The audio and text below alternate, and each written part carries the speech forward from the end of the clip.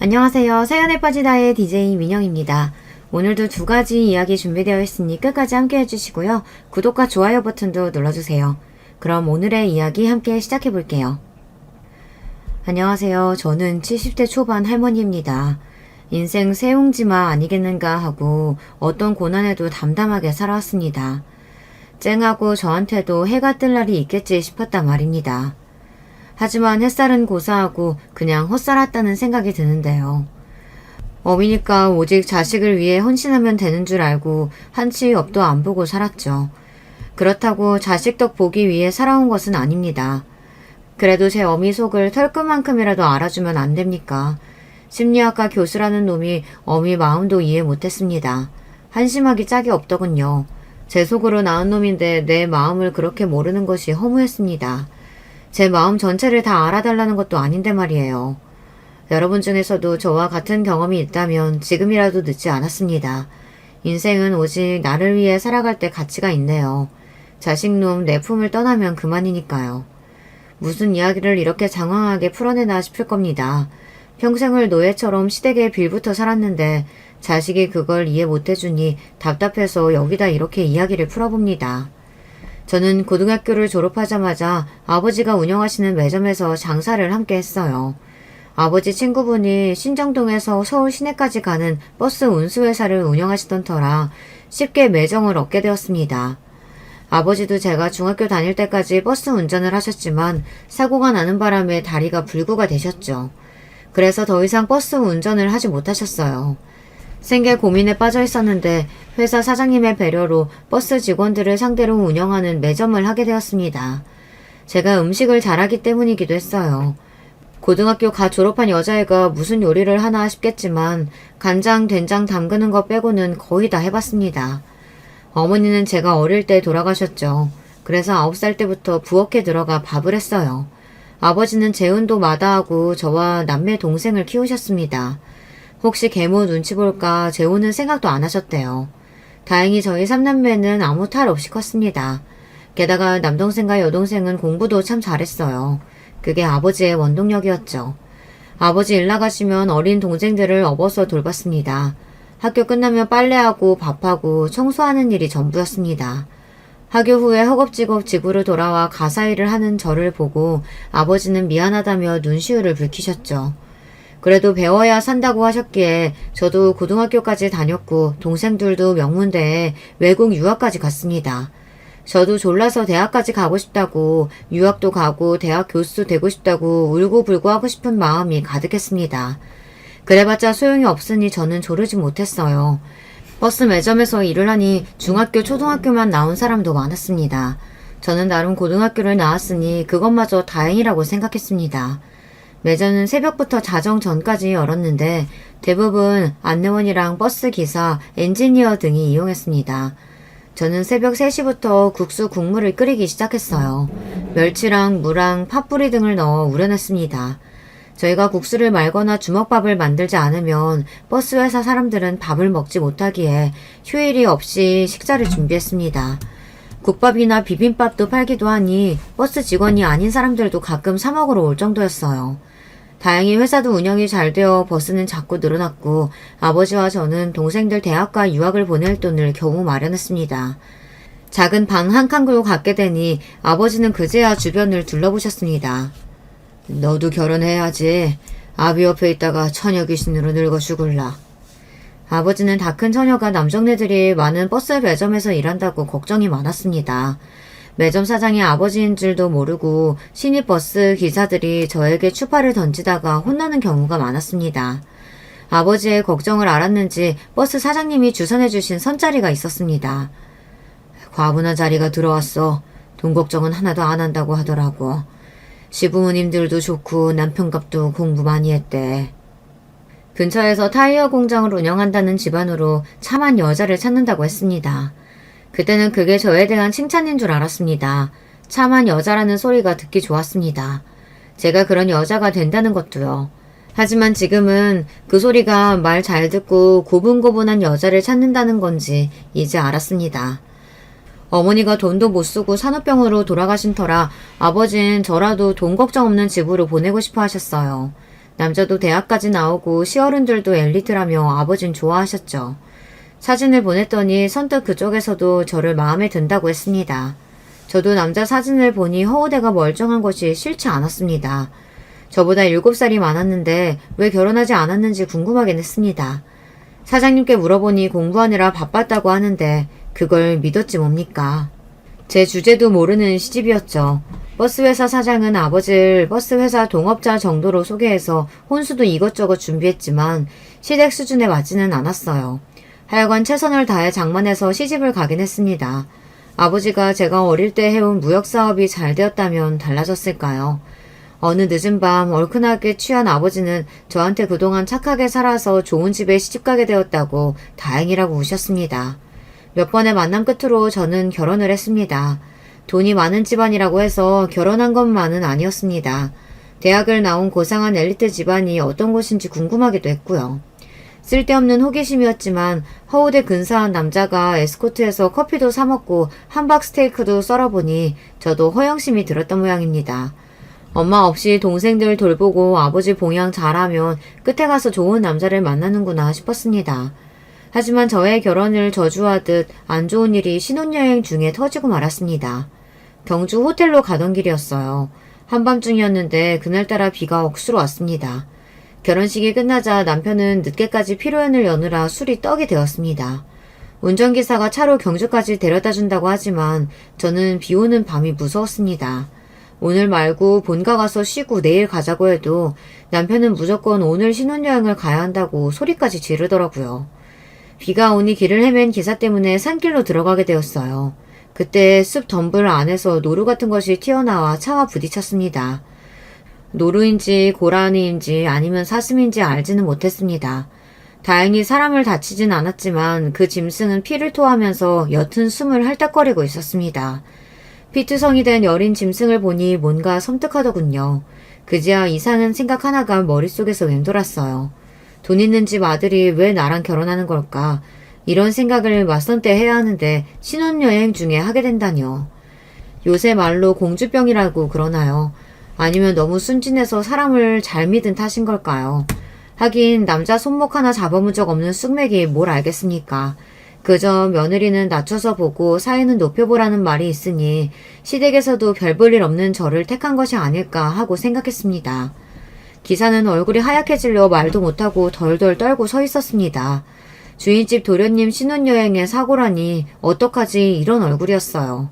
노루 같은 짐승이 숨을 핥딱거리는데 남편은 그대로 두고 가자고 하더군요. 제가 왜 그랬는지 모르겠지만 그래도 생명인데 저는 가지 못하겠다고 하니 남편은 비릿하게 웃더니 재수가 없다며 짐승의 목을 꺾어버렸어요. 지금이면 법에 걸리는 일일까요? 일단은 그 당시에는 넘어갈 수 있었습니다. 저는 뭔가 꺼림칙했죠. 신혼여행도 첫날 밤도 어떻게 보냈는지 모를 정도로 고라니인지 노루인지 그게 남았습니다. 결혼 생활은 1년 만에 끝나버렸습니다. 남편이 집을 나가버린 것이에요. 지금 생각하면 오래 버틴 것만 같습니다. 저는 결혼하고 1년 만에 아들을 낳았습니다. 어느새 남편은 집에 들어오지 않는 날이 많더군요. 시댁 어른들과 함께 살았기에 내색도 못했습니다. 그냥 안 들어오면 들어오지 않는구나 싶었습니다. 내연녀가 있는지는 까맣게 몰랐어요. 결혼 후부터, 아니 결혼 전부터 남편은 오래 동거까지 하던 여자가 있었다고 했습니다. 술집 출신의 여자라 시댁에서 반대했다고 해요. 그 여자를 떼어놓느라 저랑 결혼을 시켰던 모양입니다. 그래도 여자를 잊지 못하고 같이 살고 있다는 것을 아들이 아장아장 걷고 난 후 알아버렸습니다. 그제야 저를 선택한 이유를 알았어요. 이런 사실을 알아도 헤어지지 못할 여자를 찾았던 거 아닐까요? 아무튼 저는 그날 이후 죄인처럼 살았습니다. 잘못은 남편이 했지만 남편을 단속 못한 여자로 치부되어 버렸기 때문입니다. 도대체 인물이나 성품이나 네가 그년보다 나은데 아비는 왜 그런지 모르겠구나. 그래도 우리가 있으니 넌 걱정 말거라. 내가 다 알아서 하마. 저는 시어머니의 그 말이 이상하게 위안이 되었습니다. 집을 나간 아들을 찾아오진 못하셨지만 늘 제 편이 되어주셨어요. 차라리 저를 매몰차게 대했다면 아마 결혼 생활을 더 할 수 없었겠죠. 남편과 그 여자가 산다는 집도 저는 묻지 않았습니다. 어머니 뒤에서 조용히 기다리고 있었을 뿐이에요. 찾아가서 돌아오라는 말도 하기 싫었습니다. 어쩌면 저는 노루 같은 짐승을 무참히 대한 남편에게 정이 떨어졌는지 모를 일입니다. 하지만 시댁을 나오지 못한 건 아이 때문이었습니다. 사람이 아무리 나이가 어려도 상황 파악이 되나 봅니다. 그 당시 제 아들은 제가 눈에 보이지 않으면 넘어갈 듯 울어댔습니다. 엄마하고 우는 아들을 두고 갈 자신이 없었기 때문이에요. 아들을 데리고 나갈까 싶었지만 명문 2대 영문학과를 나왔다는 시어머니보다 잘 키울 자신도 없었어요. 누구는 돈 때문에 시댁 어른하고 산 것이 아니냐며 비아냥거릴 수 있을 테죠. 아비 없는 자식을 어찌 키워야 하나 난감했기 때문입니다. 저도 엄마가 없어봐서 압니다. 부모 누구라도 없으면 밥을 먹어도 배가 고팠습니다. 또 다른 이유는 그 무렵 여동생이 시집 가는데 제가 이혼이라도 하면 흠이 잡힐까 어쩔 도리가 없었습니다. 아버지에게는 차마 남편에게 여자가 있다는 말도 안 나왔습니다. 남동생도 미국에서 회사에 입사해서 자리를 잡았고 교사가 된 여동생도 은행원과 결혼을 했으니 아버진 여한이 없다고 하셨습니다. 오지 않은 남편을 기다리면서 나는 왜 이렇게 살아야 하나 싶어 정말 그 자리에서 죽고만 싶었습니다.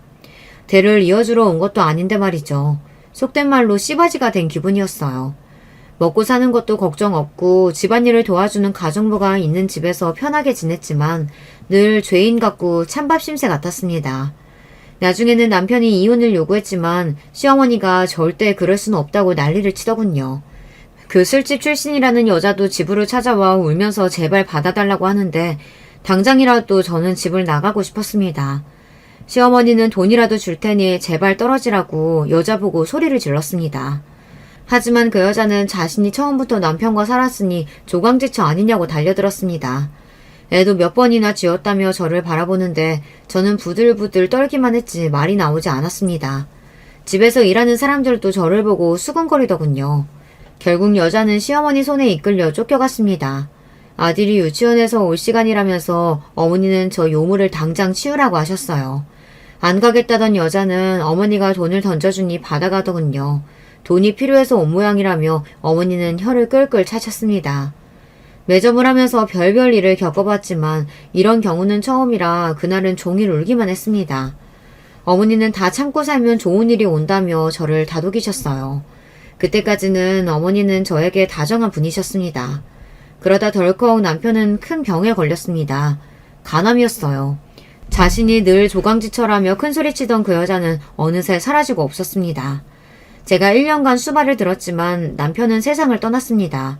그게 제 나이 30이었습니다. 6년간의 결혼 생활이 대단원의 막을 내렸습니다. 5살 아들은 장례식장에서 우는 저를 달래주더군요. 아빠 없어도 제가 있으니 울지 말라고 하는데 저는 그 순간부터 아들의 손을 절대로 놓지 않겠다고 결심했습니다. 어쩌면 신혼여행 때 죽은 동물의 저주일까요? 재수없게라고 했던 남편의 말이 귓가에 맴돌았습니다. 남편을 보내고 49제를 지낸 후 시어머니가 저를 조용히 불러내셨습니다. 어찌할래? 친정으로 갈래? 아이는요, 어머님? 당연히 우리가 키우는 거지. 5살 아들 그걸 두고 어떻게 가겠습니까? 그때부터 저는 하루도 안 온 날이 없었습니다. 남편이 죽기 전에는 집으로 돌아오겠지 하는 막연한 기대가 있었던 모양이에요. 저와 연분이 없더라도 자식에게는 아버지가 아니겠어요. 시댁 어른들을 모시고 그 집에서 살자니 이상하게 가슴이 시리면서 밤마다 눈물이 마를 날이 없었습니다. 어느 날 아버지가 집으로 찾아오시며 집을 판돈이라며 통장을 바닥에 내려놓았습니다. 아버지는 동생이 있는 미국에 가서 새 출발을 하려며 돈을 주셨지만 자식을 두고 어딜 가겠냐고 저는 싫다고 고개를 저었습니다. 아버지도 재혼도 하지 않으시고 저희를 키우셨는데 아마 제 마음을 아셨는지 손만 꼭 잡고 말없이 앉아 계시더군요.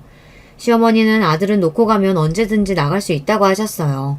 재판에서 애를 데리고 나올 수 있다고 여동생이 그랬지만 아이한테 그런 상처까지 주고 싶지 않았어요.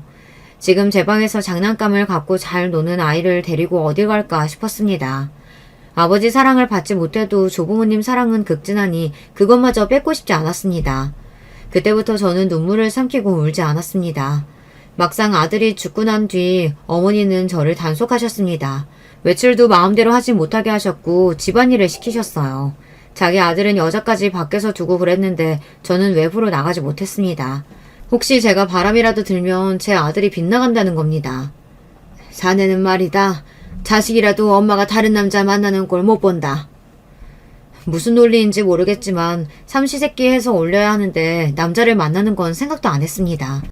그럴 배짱이라도 있으면 제 인생이 어떻게 될지 몰랐을 거예요. 솔직히 남편 덕분에 남자에게 정이 뚝 떨어졌지만 어머니는 제가 시장에 가서 조금이라도 늦게 오면 벼락같이 소리를 지르셨습니다. 남편이 죽고 1년이 되자 어머니는 외출해서 어떤 한 사람을 만나고 오라고 하셨습니다. 미장원도 다녀오라고 하시고 새 옷도 사주셔서 입혀주셨는데 저는 심부름인 줄 알고 무작정 다녀왔습니다. 시내 커피숍에 들어가니 말쑥한 중년 남자가 저를 보고 손을 흔들었습니다. 아유, 안녕하세요. 사진보다 더 미인이세요. 말씀 많이 들었습니다. 네? 저는 집이 부산이에요.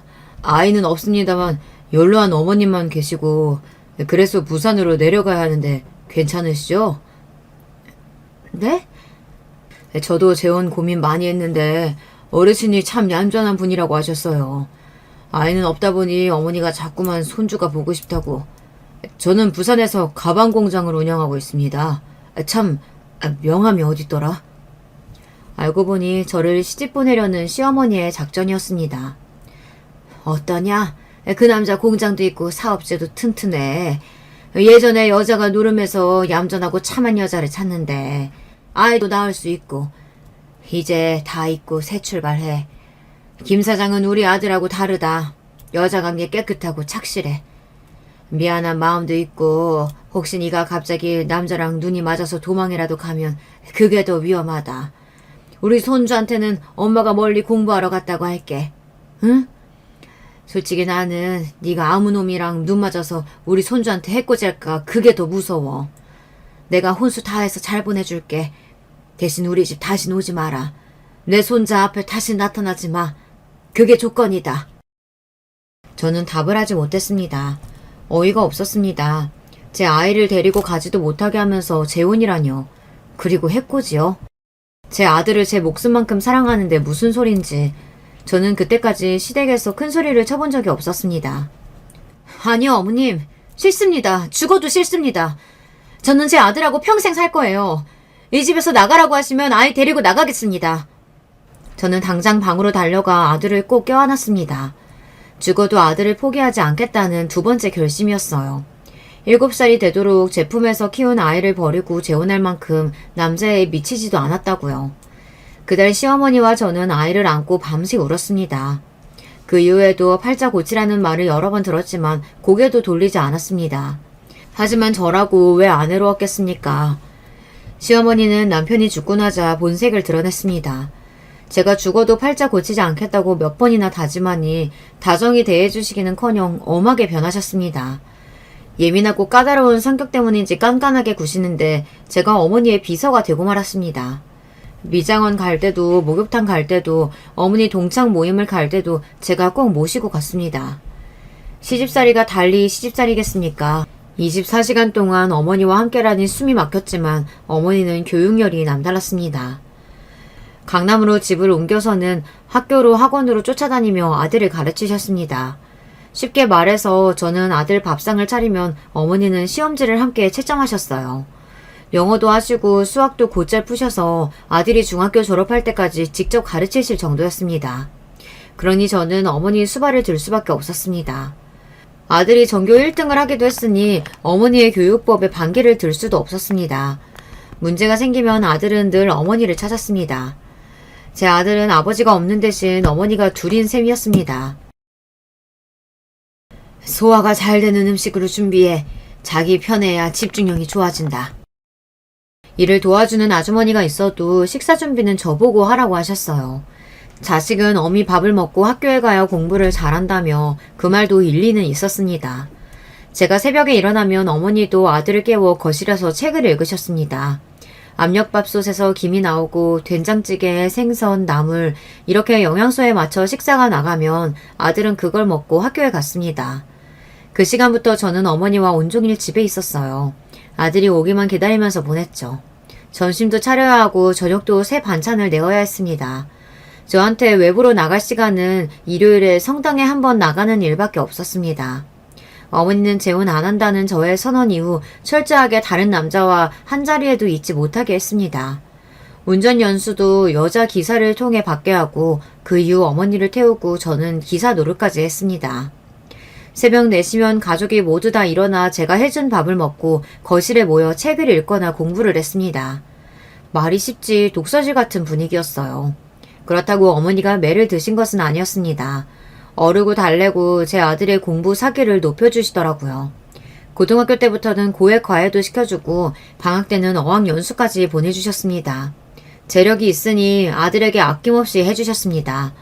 아들은 명문대에 합격도 하고 미국 아이리비그에 유학을 갔습니다.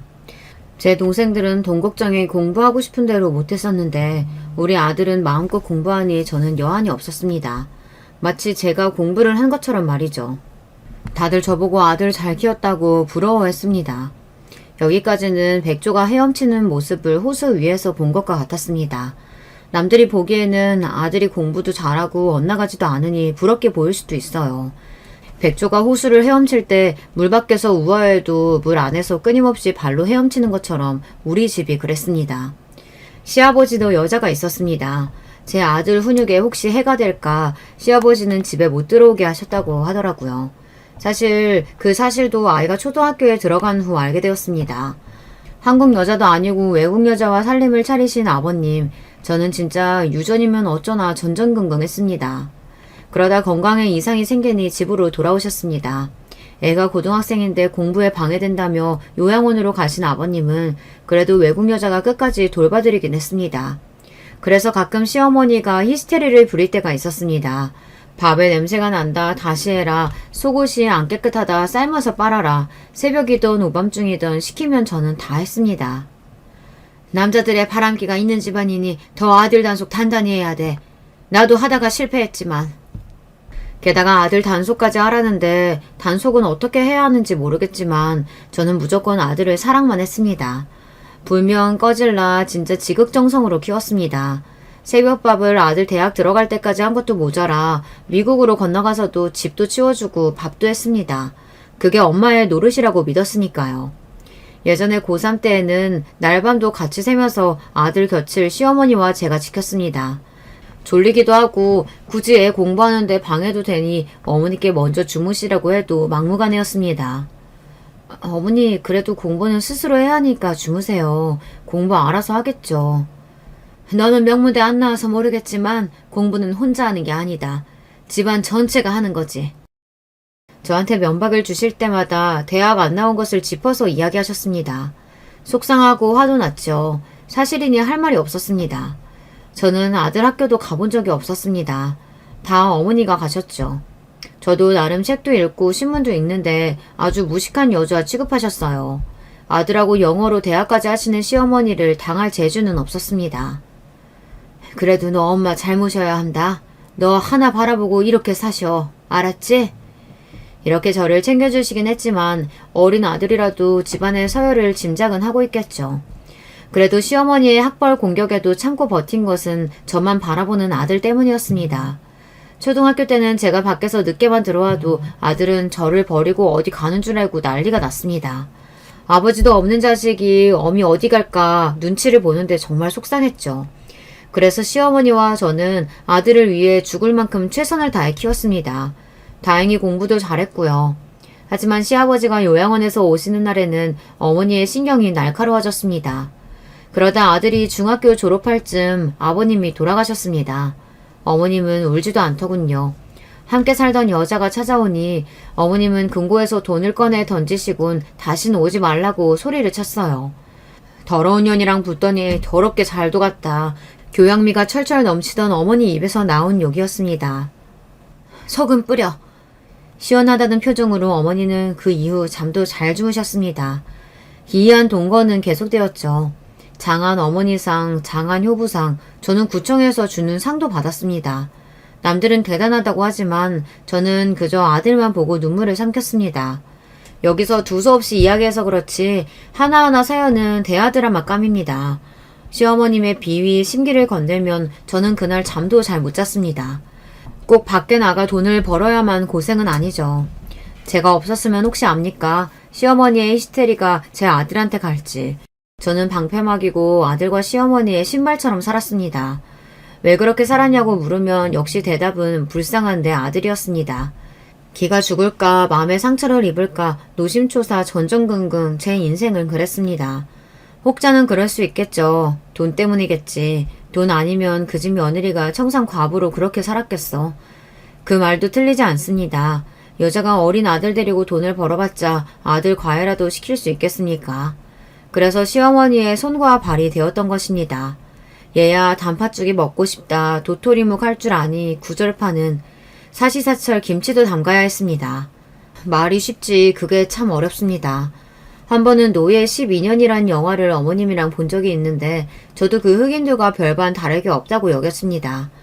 미국에서 흑인을 노예로 부린 영화를 보던 어머니는 아카데미 상을 받았다고 하더니 나쁘지 않네. 그런데 자막이 형편없다는 이런 식으로 말씀하셨습니다. 자막도 없이 영어 그대로 들으시는 시어머니를 저는 바라보았습니다. 하지만 저랑 다를 게 없으셨어요. 남편은 다른 여자에게 뺏겨 남은 것은 손자 하나뿐 아니겠습니까?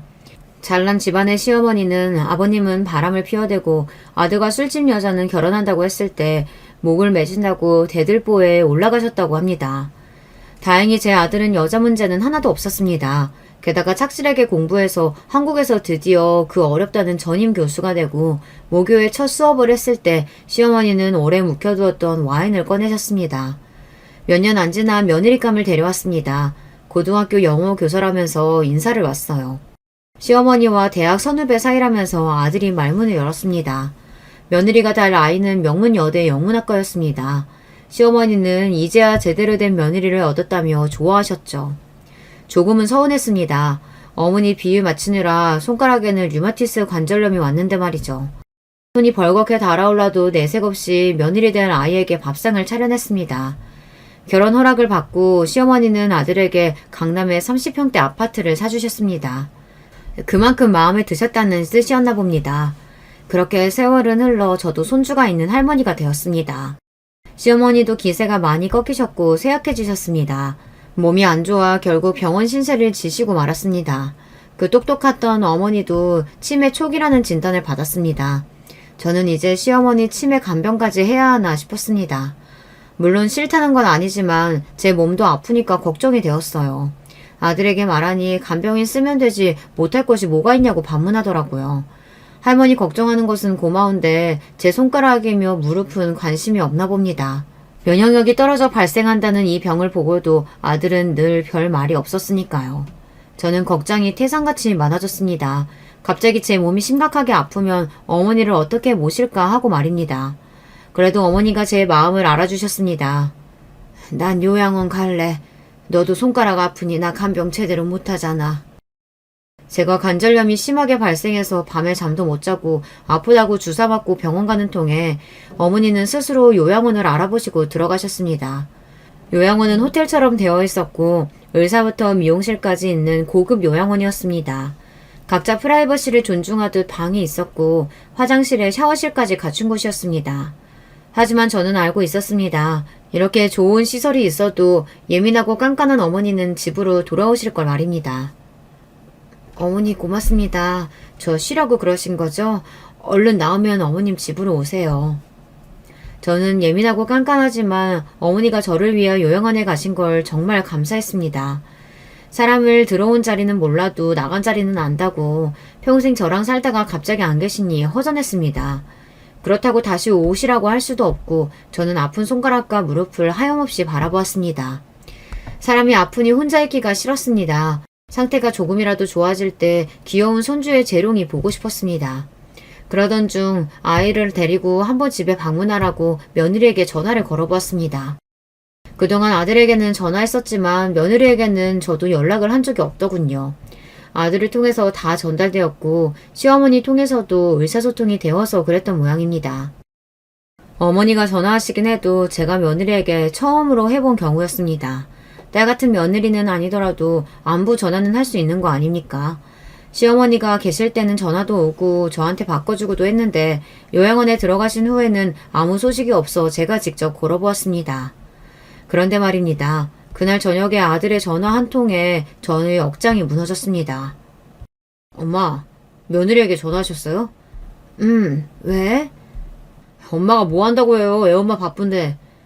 집에 한번 오라고 한 전화야. 별말도 없었어.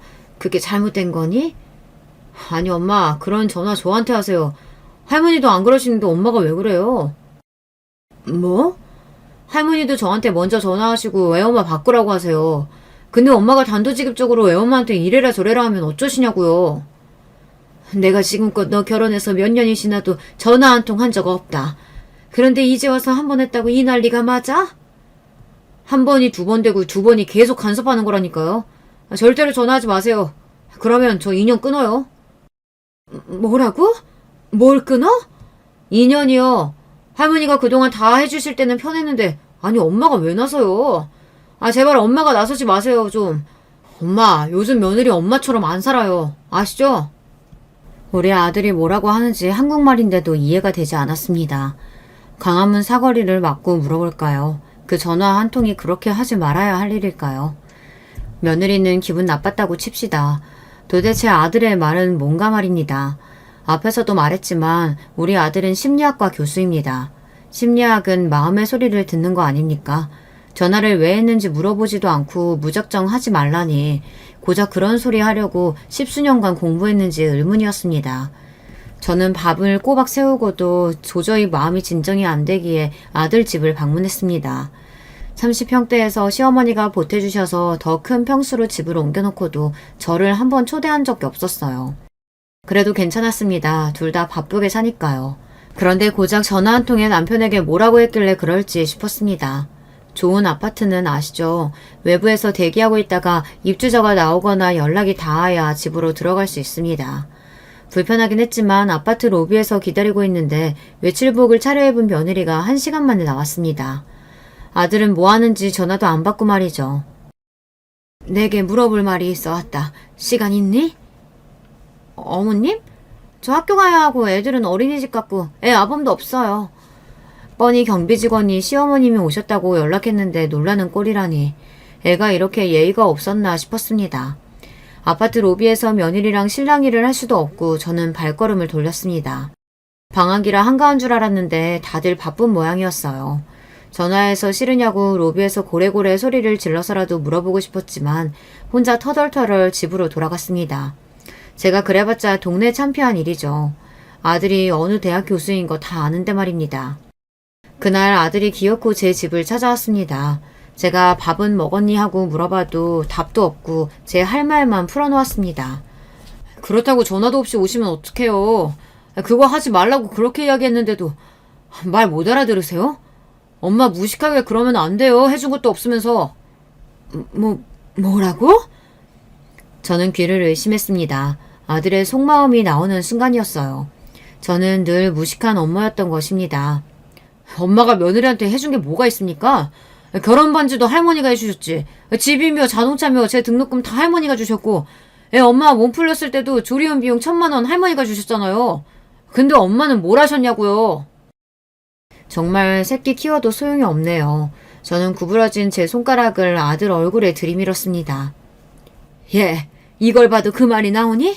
나 아프다고 해도 너 한 번이라도 들여다봤니? 혼자 잘 살자고 이렇게 된 줄 알아? 대학원에 박사까지 된 애가 그걸 몰라서 아무것도 한 것이 없다고 해?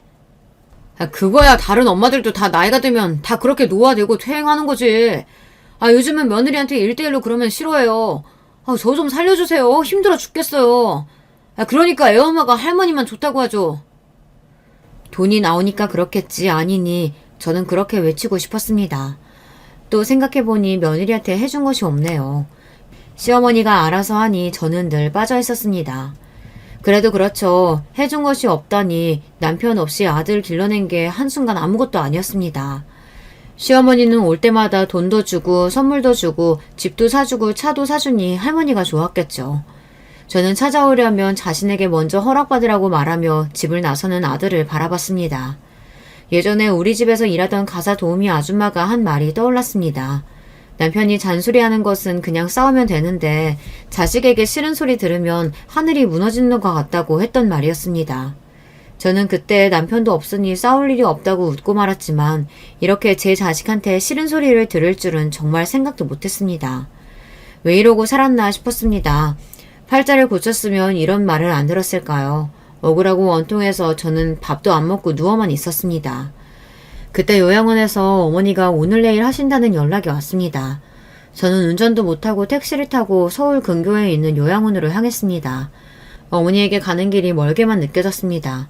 오락가락 정신이 없는 통에도 어머니는 저를 알아보시더라고요. 왜 울어? 제가 운 것은 늘 귀신같이 알았던 어머니였기에 눈물 자국을 다 지워도 알아보시네요. 그냥요. 과부팔자인데 울지 웃겠어요? 어머니, 얼른 일어나세요. 과부 좋아하시네. 너만 과부냐? 이제 가야지. 살면 뭐하니. 다 주고 갈 테니까 어깨 피고 살아. 울지 좀 말고. 나 가면 네 팔자 완벽하게 펴는 거다. 저는 그 말을 이해하지 못했는데 시간이 지나자 그 말이 뭔지 알았습니다. 어머님의 그동안 비자금과 부동산 전부 모두 제 몫이 되었습니다. 변호사 사무실에서 아들이 말 못하고 입만 벌리고 있었어요. 할머니가 눈에 넣어도 안 아픈 손주 앞으로 모두 준다고 믿었던 모양입니다. 물론 저도 그런 줄 알았죠. 시어머니는 제가 재혼도 안 하고 옆에서 버텨준 것이 고마우셨을까요? 아들이 미국에서 졸업할 때 저랑 어머니가 미국 여행을 간 적이 있습니다. 그때 너 아니면 나 혼자 이렇게 못했다고 이야기하셨는데 그게 이 뜻인가 싶었습니다. 손주분에게 남긴 장부입니다. 변호사가 꺼낸 장부는 대단했습니다. 제 아들 몫으로 들어간 비용이 다 적혀 있었어요. 어릴 때 태권도장 간 거부터 보스턴 유학 비용, 며느리에게 준 용돈까지 말입니다. 시어머니가 바람 피운 날부터 경제권이 어머니에게 하나둘 넘어가고 아버님이 뇌졸중으로 쓰러지신 후에는 다 시어머니가 관리하셨는데 이렇게 꼼꼼하실 줄 몰랐어요. 지금까지 드린 돈이 유산이라고 하십니다. 저한테는 한 푼도 없다고요?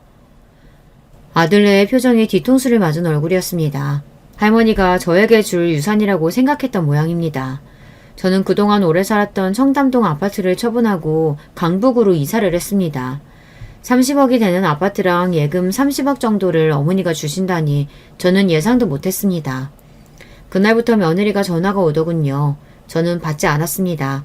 뜨거운 맛을 보여주고 싶었어요. 돈 없다고 나 무시하던 며느리에게 통쾌한 복수를 할 기회가 오다니 그동안 시어머니께 죽도록 봉사한 것이 아깝지 않더라고요. 게다가 어머니 장례식에서 인연을 만나기도 했습니다. 인연이라고 하기엔 애매한 구석이 있긴 했지만 저에게는 잘된 일이니 인연이라고 하고 싶었어요. 그때 장례식장에서 못 보던 얼굴을 발견했습니다.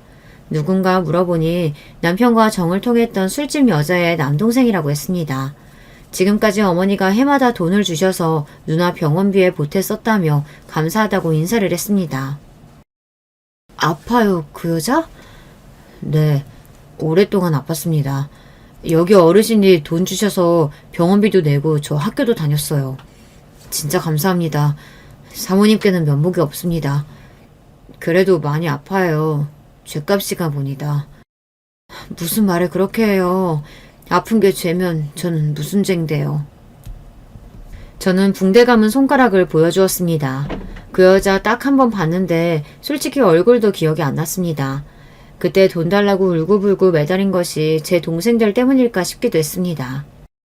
사모님, 저 한의원합니다. 한번 오세요. 보시고 싶습니다. 관절염은 꾸준하게 관리해야 되거든요. 누나가 저 때문에 술집에 나가고 사장님 만난 거 전 몰랐습니다. 부끄럽습니다. 죽일 놈이죠, 제가. 괜히 없는 살림에 공부한다고 하도 난리를 쳐서 요새 누나가 죽을 날 받아놓고 이야기해야 돼요. 제가 사죄드릴게요. 꼭 한번 오세요. 그렇게 장례식장에서 남편 내연녀의 남동생을 만났습니다. 누나랑 달리 인상이 선하게 생겼다는 생각이 들 정도였어요. 저는 아버지라도 있어 매점에 나갔는데 그 여자는 그런 선택을 했구나 싶었습니다. 혼자 사는 게 소원이라고 할 정도로 자유로워지고 싶었습니다. 저는 시어머니가 막상 가시니 그렇게 편할 줄 알았지만 이상하게 허전하더라고요. 여러분들은 어떨지 모르겠지만 저는 그 남동생의 한의원에 방문했습니다. 다른 병원도 다 가봤지만 알고 보니 그 남동생의 병원이 관절염 관리로 유명했습니다. 게다가 그 남동생은 남 같지 않았습니다. 미국에 있는 남동생 같다는 생각이 들 정도로 푸근했습니다. 이런저런 이야기를 할 정도로 내연녀의 남동생과 친해졌습니다. 그렇다고 남녀간의 감정이 있는 건 아니고요.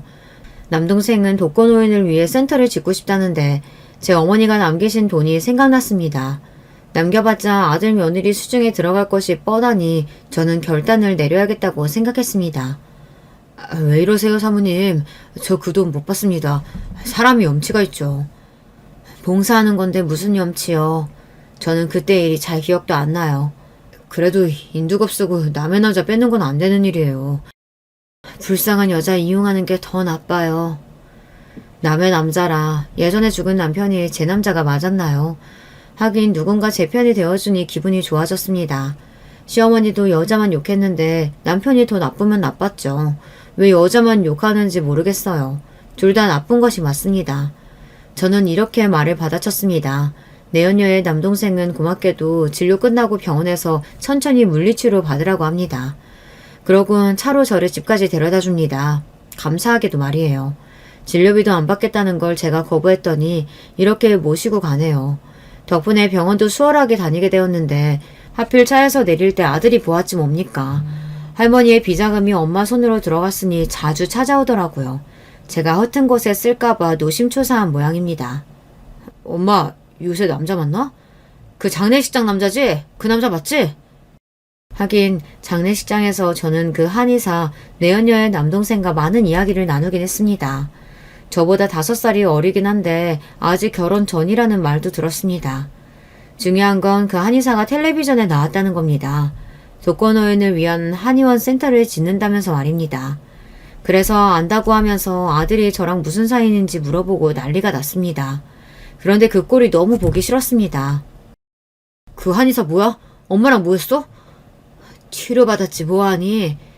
엄마, 돈 냄새는 사기꾼이 진짜 잘 맡아. 그 남자 수상해. 우리 사귄다. 어쩔래? 네? 저는 이상한 거짓말을 하고 말았습니다. 아들이 펄펄 뛰는 것도 얄미웠고 돈 때문에 나를 무시했던 것도 혼내주고 싶었습니다. 그런 거짓말이 얼마나 효과가 있을지 모르겠지만 말이에요. 엄마 미쳤어요? 지금 와서 남자를 사귄다니? 못 사귈 것이 뭐 있어. 팔자도 고칠 거야. 안 돼요. 안 되긴 뭐가 안 돼. 할머니 비자금으로 센터 지을 거야. 그리고 나도 거기서 살 거고. 아들도 보려고 하진 않았지만 네 놈이 정말 그럴 줄 몰랐다. 전화 한 통에 인연을 끊어? 그래 끊어. 그때가 언젠데. 애 엄마도 반성하고 있어. 무식한 나랑 이야기가 되겠니? 이제 집에 가. 그 사람 온다고 했다. 너도 필요 없으니 나 이제 팔자 좀 피자. 너 같은 놈 때문에 좋은 자리 다 놓쳤어. 저는 아들을 매무차게 내쫓아버렸습니다. 아들의 표정은 경악 그 자체였습니다. 만약 어머니 비자금이 저한테 오지 않았다면 이놈이 이랬을까요? 며칠 후에는 며느리가 울면서 잘못했다고 하더라고요. 저는 우는 며느리를 밀쳐내고 집 밖으로 나왔습니다. 잘난 척 할 때는 언제고 이제와 뭘 잘못했다고 저러는 걸까요? 남편의 내연녀가 죽었다는 연락이 왔습니다. 물론 가지는 않았죠. 아프다고 해도 보지도 않았습니다. 솔직히 자기가 먼저라며 먼저니까 조강지처라고 저한테 눈을 동그랗게 뜨지만 않았어도 한번 가봤을지 모르겠지만 별로 내키지 않았습니다. 저는 한의원으로 찾아갔습니다. 아들 때문에 골치가 아파서 거짓말을 좀 했다고 말했습니다. 그 남동생은 껄껄하고 웃더라고요. 이미 전화가 왔어요. 사귀는 사이냐고. 제가 맞다고 했는데요. 네? 걔 공부도 많이 한 애가 왜 그럴까? 죄송해요. 그 정도 거짓말 할 수 있습니다. 제가 사모님한테 갚아드리는 겁니다. 관절염 다 낫게 해드릴게요. 그러니까 아들 버릇 고치려면 거짓말도 하세요. 어떻게 키운 아들인데. 그렇죠? 저는 그 말에 눈물이 흐르는 것을 간신히 참았습니다. 제가 아무리 손가락이 아프다고 해도 심드렁했던 아들의 얼굴이 아른거립니다. 솔직히 그 내연녀 동생한테 위로받을 줄은 정말 몰랐습니다만 아무튼 말이 통하는 친구를 만난 것 같아 기분은 좋았습니다. 저소득층 독거노인들이 거주하는 센터는 어머님 비자금으로도 어림이 없었습니다. 그래서 바자회를 열겠다고 하는 남동생 말에 저는 오랜만에 국수를 삶아볼까 싶었습니다. 예전에 실력을 발휘해야겠다면서요. 어머니 돌아가시고 마음 들 곳이 없었는데 봉사활동이라도 해야 하겠다 싶었습니다. 어머님 비자금 일부를 바자회비로 내놓았습니다. 아들이 어떻게 알았는지 발을 동동 구르고 난리였습니다. 아니 그걸 왜 줘요? 왜 줘? 돈 다 줬어요? 아니 줘. 너 여자 있냐? 네? 그게 무슨 소리예요? 그거 아니면 왜 돈 타령이야? 월급 나오겠다, 집 있겠다. 너 정도면 다 갖춘 거 아니야? 너 여자 있으면 이거 다 쓰고 죽을 거야. 너 절대 여자 안 돼. 유전이라도 안 돼. 알았어? 내가 살아있을 때 여자 문제 발생해봐. 너 죽고 나 주는 거다. 알겠어? 없어요. 애엄마 듣겠네. 할아버지랑 아버지 다 그런 거 몰라요, 애엄마. 그냥 돈이 막 나가니까 아깝잖아요. 돈이고 뭐고 너 하는 거 봐서 줄 거야. 잘하던지. 어릴 때도 때를 안 쓰던 것이 돈 없어질까 전전긍긍할까요. 아무튼 시어머니의 권력이 저한테 넘어온 것은 맞나 봐요. 아들과 며느리가 문지방이 닳듯 매일 찾아옵니다. 내연녀 남동생하고 사귀는 걸로 하니 결혼이라도 할까 노심초사 아들의 애간장을 녹이고 있습니다. 그래도 섭섭한 마음은 쉽게 가시질 않네요. 그래서 오랫동안 애를 먹일까 계획 중입니다. 매일 손주 데리고 찾아오니 그것도 좋더라고요. 그래서 바자의 날 며느리와 아들을 앞세워 국수를 말았습니다. 아들은 처음 해본다며 손을 다 덜덜 떨고 앉아 있었습니다. 제가 왕자 하나 키운 것이 맞는구나 싶었어요. 처음에는 싫다고 투덜거리다가 방송 카메라가 오니 국수 파는 모습에 저는 한숨이 절로 나왔습니다. 사모님, 결혼 발표라도 할까요? 미쳤어요? 저는 싱글이 좋아요. 네네. 사모님 이렇게 기분 좋게 사셔야 루마티스즘 다 퍼지지 않습니다. 평생 관리할 테니 걱정하지 마세요. 평생이요? 부담스러워요. 죗값이라고 생각하시고요. 무슨 한의사님이 죄 지으셨어요? 죄 지은 사람들 다 갔어요. 네네. 저랑 한의사가 웃으니까 아들이 5살 때 제가 어디 가는 줄 알고 허옇게 질려서 현관문 앞에 쪼그려 앉았을 때의 얼굴을 하더라고요. 솔직히 아버지 내연녀 이야기는 참아 못했습니다. 며느리가 트집 잡으면 어떻게 합니까? 이렇게 한의사랑 거짓 연애도 재미는 있네요. 그래서 저 이제는 저를 위해 살아보려고 합니다. 근데 손가락이 아파서 쉽지는 않네요. 여러분, 지금까지 우여곡절 많은 제 이야기 들어주셔서 감사합니다. 안녕하세요. 저는 경기도 부천시에 살고 있는 사랑하는 남편 사이에서 자녀 둘을 둔 중년의 여성입니다. 사실 저에게는 제 배로 낳은 두 아이 말고도 자식이라고 여길 만한 존재가 더 있었어요. 이 이야기를 꺼내어 보고 싶어서 늘 애정으로 구독하고 있던 사파 채널에 오늘은 사연자로 나서보게 되었습니다. 여러분께서는 지나간 나날의 후회를 더 많이 느끼시나요? 아니면 보람을 더 많이 느끼시나요? 저는 딱 반반인 것 같아요. 그리고 후회를 느끼는 부분과 보람을 느끼는 부분이 애석하게도 일치하는 것 같네요. 제가 저희 또 다른 자식처럼 여겼던 존재는 바로 제 남편의 남동생이었어요.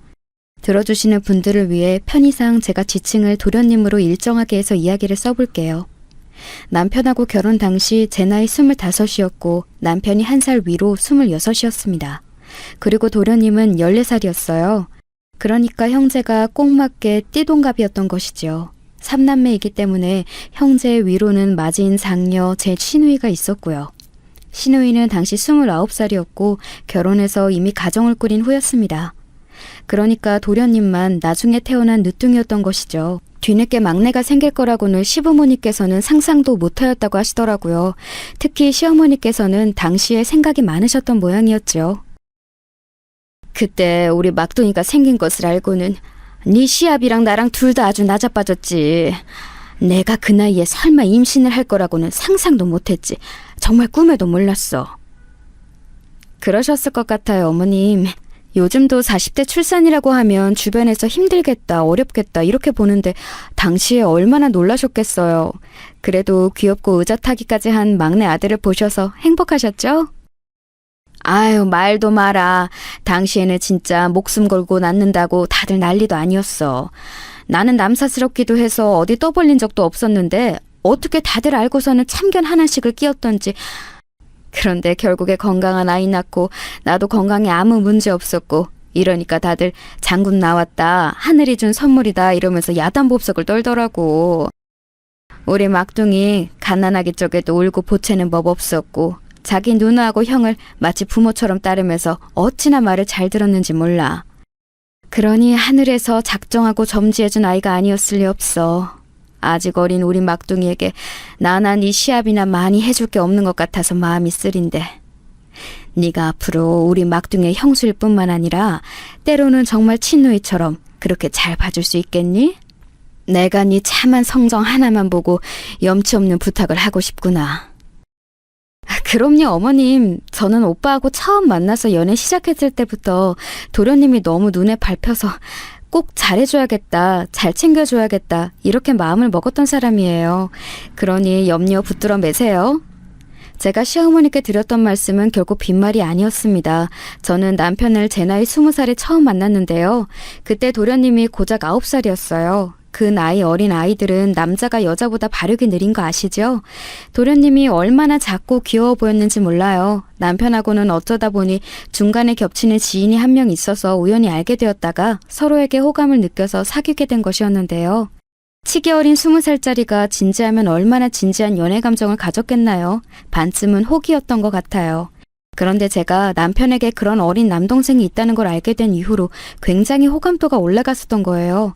뭔가 신기하기도 하고 제가 워낙 어린 동생들을 돌보아주는 것에는 이골이 날 만큼 달인이었던지라 익숙함도 느껴져서 아무튼 저는 어린 도련님의 존재 때문에 남편하고 연애하는 게 더 재미있었던 듯 싶어요.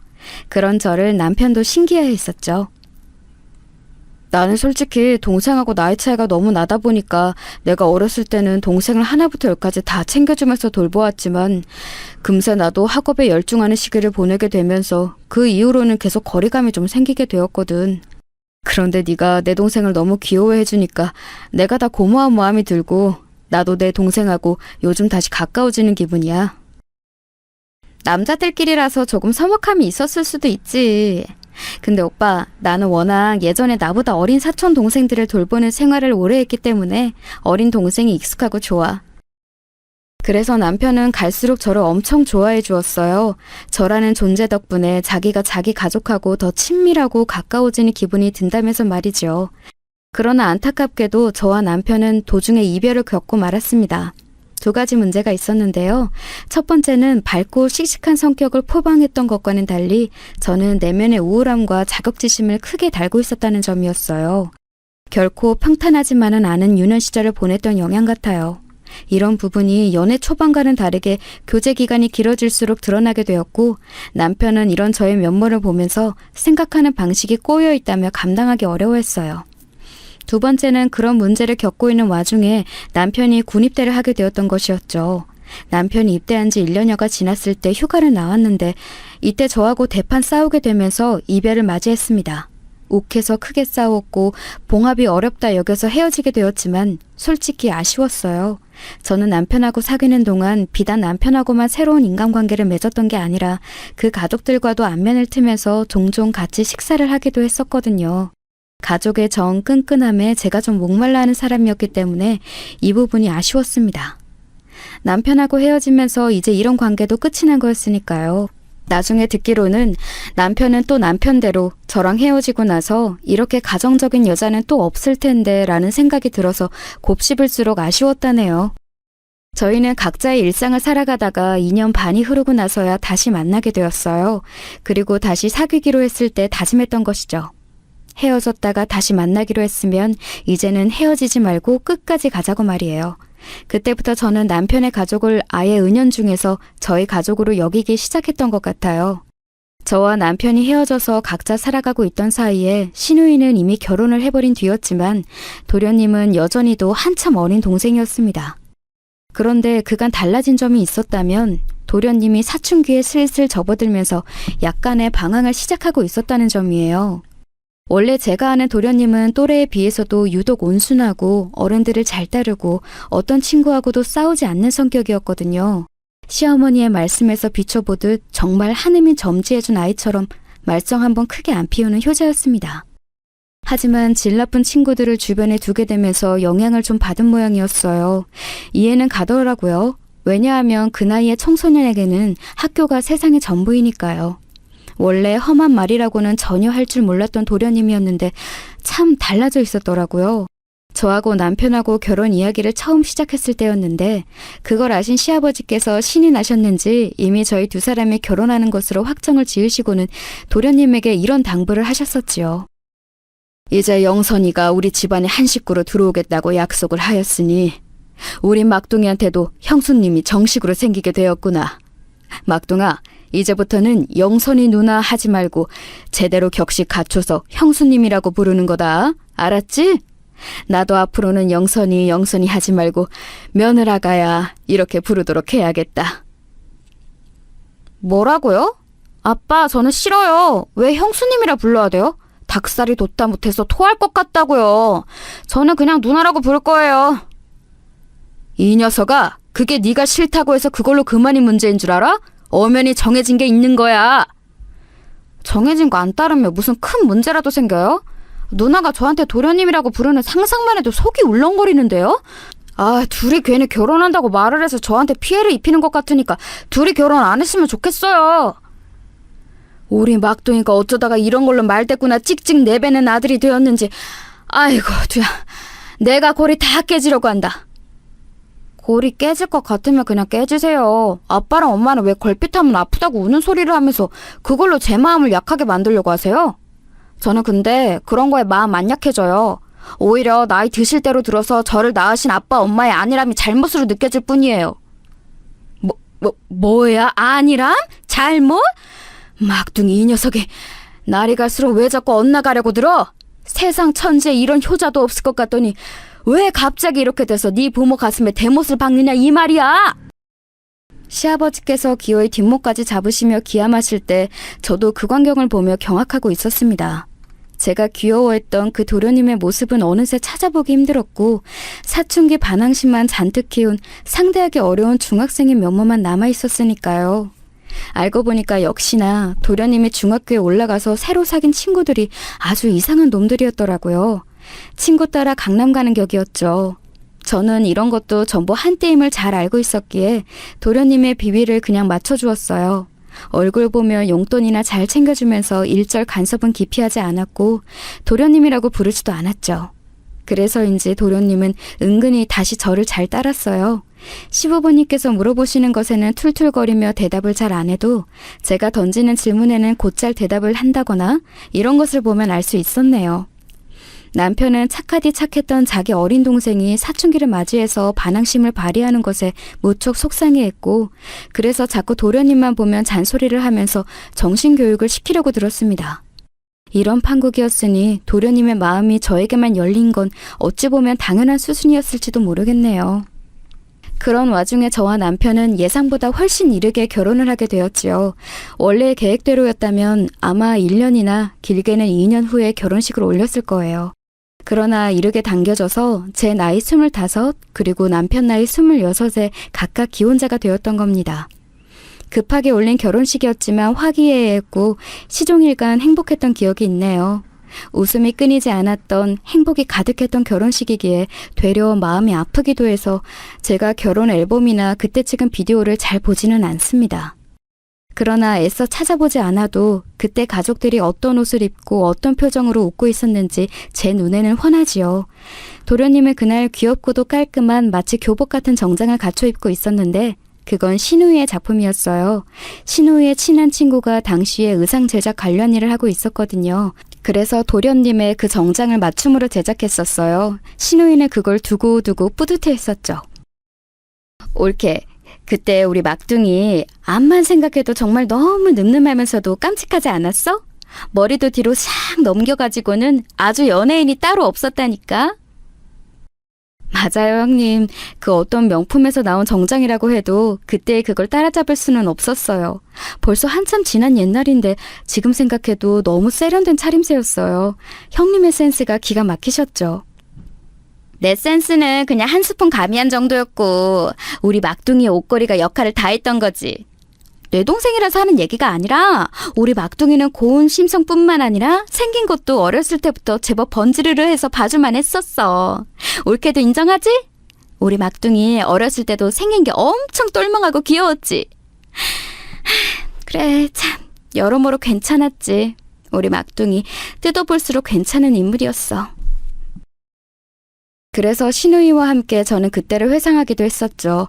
신우이는 결혼을 한 뒤 아주 먼 지역으로 가서 살았기 때문에 아주 미묘한 애틋함과 애절함이 더욱 어린 막둥이 동생에게 있었던 걸지도 모르겠습니다. 집안 사람들끼리 나중에 이런 소리를 했었어요. 신우이가 결혼으로 인해 아주 먼 곳에서 살게 되었던 것부터 사실 정해진 운명의 수레바퀴를 아니었을까 하는 소리였지요. 왜냐하면 시아버지께서 벌초를 가셨다가 크게 다치시는 안타까운 사고가 일어나고 말았는데, 만약 맞이인 신우이가 근처에 살았다면 시아버지의 간병을 자처하고 나섰을지도 모르니까요. 혼비백산하신 시어머니를 어르고 달래는 역할도 해냈을지 모를 일이고요. 내가 사실은 요 며칠 전부터 꿈자리가 영 사나웠는데, 그래서 벌초 간다는 게 불길하게 여겨졌는데, 되려 입 밖에 내면 그게 진짜로 불길한 것을 불러올까봐 입을 닫고 있었었지. 그게 내 잘못인 거야.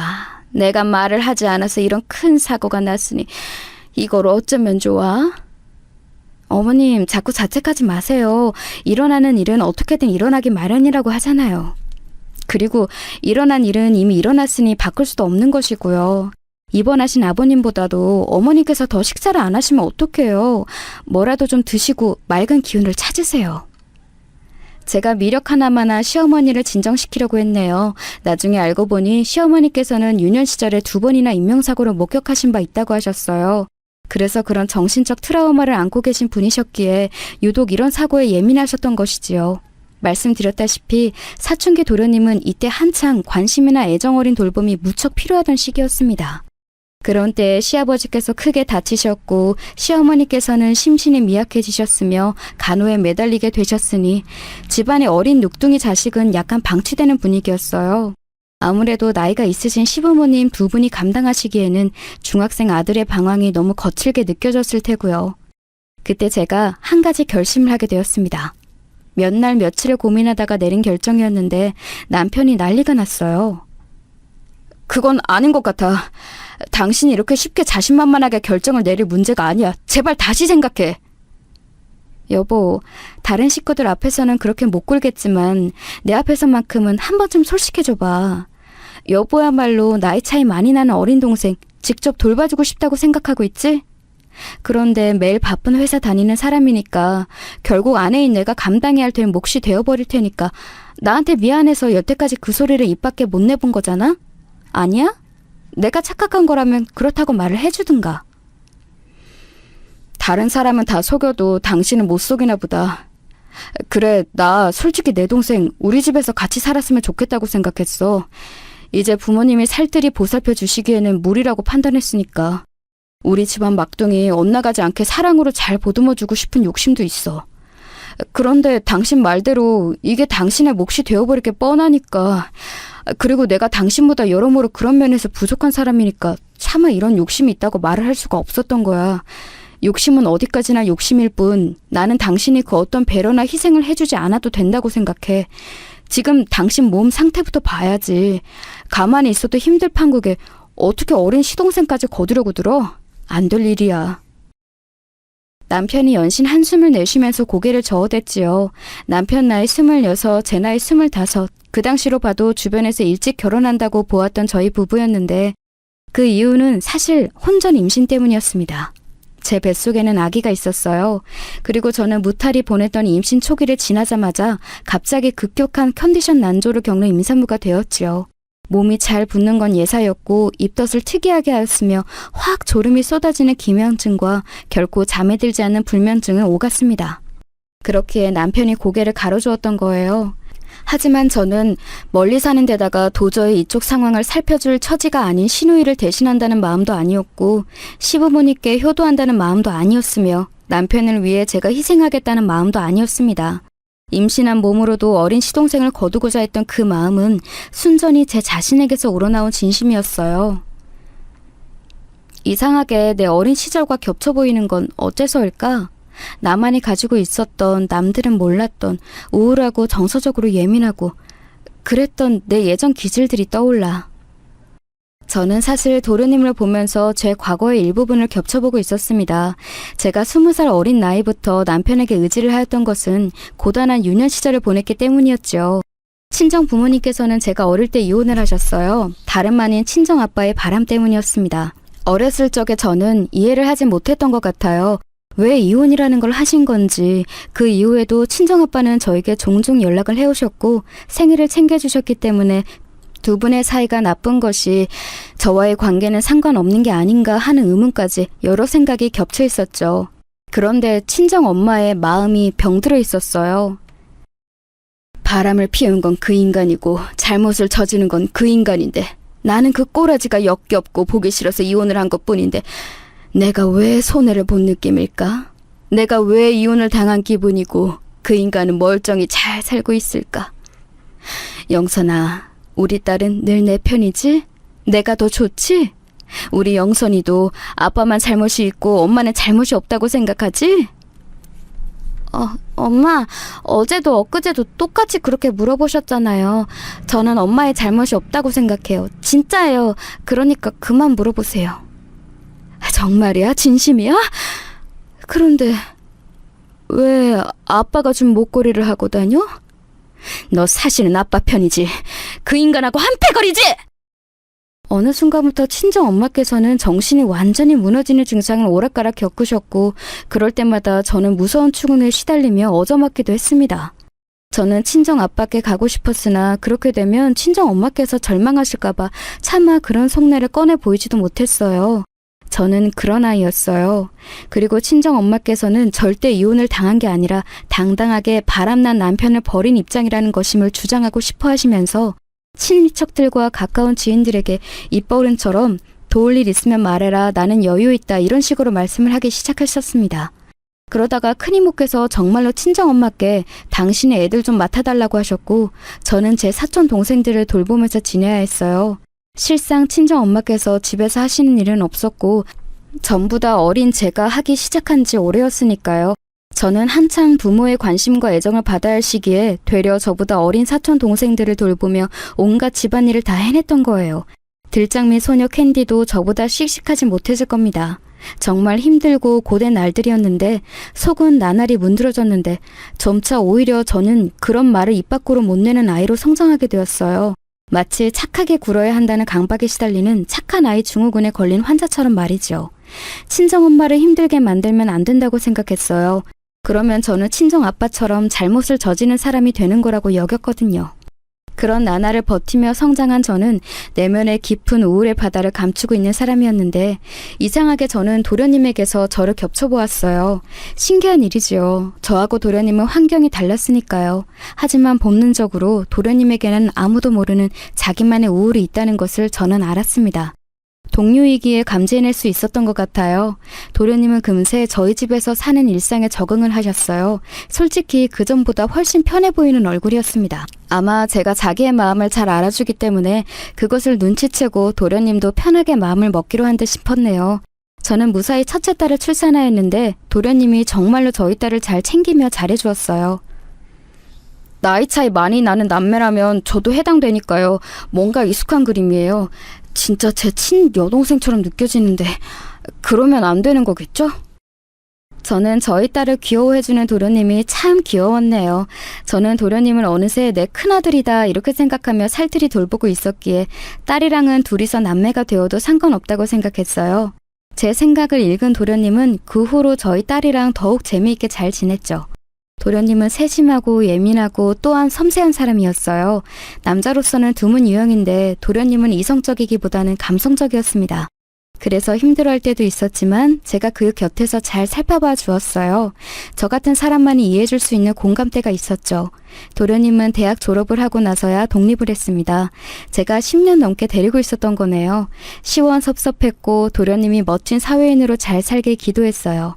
사는 곳이 멀어져서 전처럼 자주 볼 수는 없었죠. 저도 애들 입시 문제로 너무 바빠져서 도련님에게 신경을 잘 못 쓰게 되었어요. 그러던 사이 도련님은 결혼할 여자가 생겼다고 하더니 냉큼 결혼해버렸습니다. 동서는 사고로 부모를 떠나보낸 인물이었고 형제들은 전부 타고 생활을 하고 있었어요. 딱 이런 배경만 봐도 결핍이 보여서 그렇기에 도련님 같은 기질과 잘 맞는 것일 것 하는 추측을 했었습니다. 둘이 잘 맞을 거라고 막연히 여겼는데 이것이 제 패착이었죠.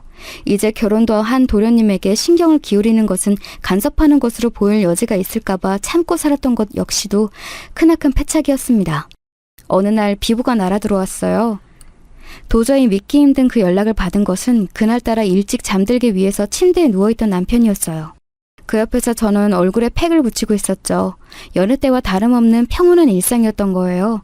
걸려온 전화를 받은 남편이 갑자기 몸을 벌떡 일으키더니 휴대폰을 쥔 손을 덜덜 떨기 시작했습니다. 그때 바로 안 좋은 예감이 들었죠.